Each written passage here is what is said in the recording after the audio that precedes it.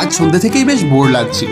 কি করি ভাবতে ভাবতে করে ফেললাম বন্ধুদের ফোন, আর প্ল্যান হয়ে গেল হাজার। তারপর আর কি, কাঁধে ঝোলা নিয়ে বেরিয়ে পড়লাম বাজারে জিনিসপত্রের দাম শুনে শুরু হয়ে গেল মাথা ব্যথা। তাই কিনলাম একটা ভিক্স। তারপর রনিতা আবদার করলো খাবে নাকি হরলিক্স। খাবো তাই।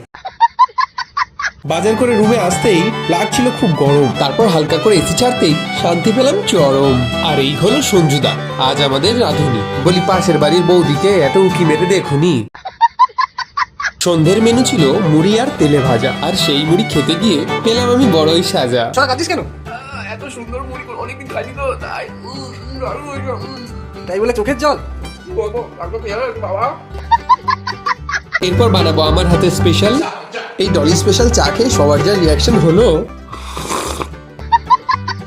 চা খেয়ে এনার্জি নিয়ে রনি চললো রান্নায় হেল্প করতে। তারপর ডিনার সেরে আইসক্রিম চাটতে চাটতে আজকের মিনি ব্লগটি এখানে শেষ করলাম। দেখা হচ্ছে নেক্সট ব্লগে, টাটা।